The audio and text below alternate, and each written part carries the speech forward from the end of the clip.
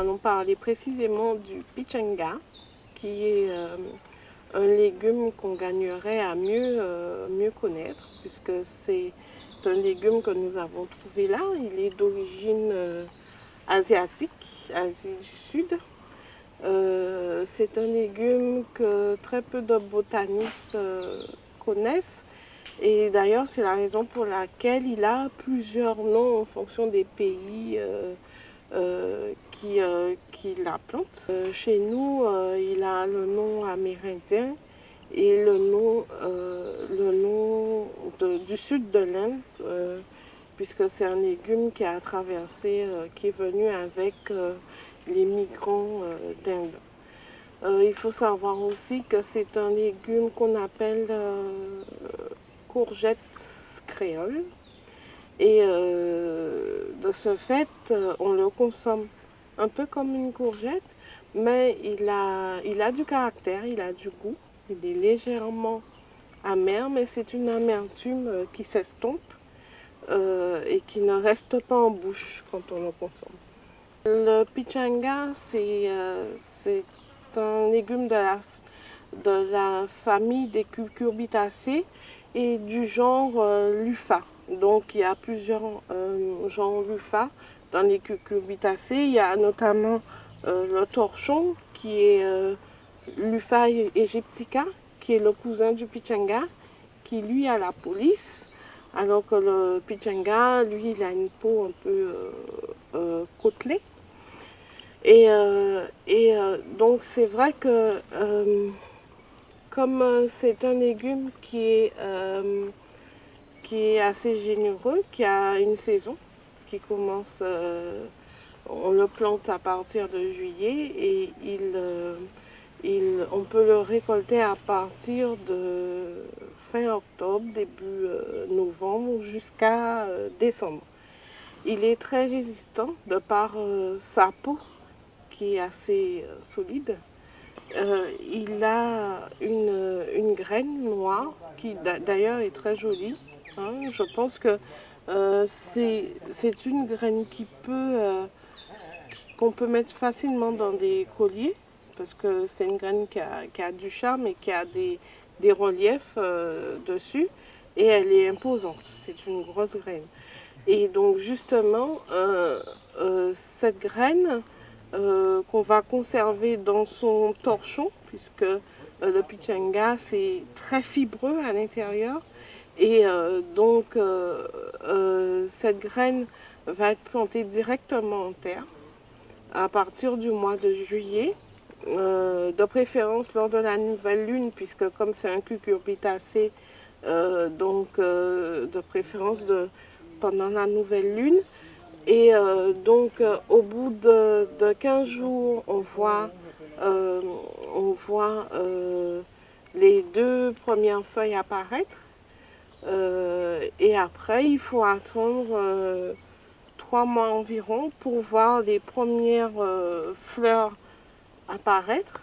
Et en sachant que c'est une plante qui va s'étaler, qui va s'ouvrir, qui va faire un beau tapis vert avec des fleurs partout, des fleurs jaunes magnifiques, de toutes petites fleurs jaunes. Et une fois qu'on a ces petites fleurs jaunes, alors après, il faut surveiller le pichanga. Au bout d'une semaine, il sort, il faut le récolter assez rapidement. Du coup, on le met surtout en lisière et en balise des jardins, en fait. Parce que si on le met dans le jardin, il risque de tout envahir. Même des fois, la patate douce n'arrive pas à prendre le pas sur le pichanga. La plupart du temps, on mange le pichanga avec une petite chiquetaille de morue ou bien une daube de pichanga avec la morue. Ça, les anciens le consommaient ainsi. Et puis, la nouvelle génération, redécouvrant ce légume, eh ben, ils innovent, ils l'accompagnent avec d'autres plats. C'est aussi, ça reste une courgette, donc on peut effectivement la manger crue, en faire de la vinaigrette aussi, la râper comme le concombre. La difficulté, c'est le fait de le peler. Beaucoup de gens sont maintenant pressés. Avec la courgette, on a juste à laver et émincer, alors que le pichanga, il faut peut-être le peler. Donc c'est peut-être ça la première réticence pour consommer le pichanga. La deuxième réticence, c'est peut-être la légère amertume, mais pour moi, c'est justement un légume qui a du caractère. Donc, au moins, on sait que c'est du pichanga qu'on consomme. On a tendance à jeter la peau, mais il faut savoir aussi qu'on peut en consommer. La peau du pichanga est aussi très bonne. Et en plus, comme c'est un légume qu'on ne traite pas, donc, euh, donc on peut très facilement manger la peau une fois qu'elle est lavée, la faire griller. Il faudrait qu'on arrive à replanter le pichanga pour qu'il se retrouve sur tous les marchés. C'est un légume qu'on trouve très très rarement en supermarché en tout cas. Et donc qui se vend directement de producteur à consommateur pour la plupart du temps. Et c'est vrai que ce sont nos mamies et nos papis qui connaissent ce légume et qui le consomment traditionnellement avec la morue et la viande. Mais on pourra voir qu'il y a d'autres façons de le consommer. On peut le consommer cru, on peut le consommer sucré aussi dans certains pays et bien entendu cuit. Il y a quand même beaucoup de vitamine A et de vitamine C dans le pichanga.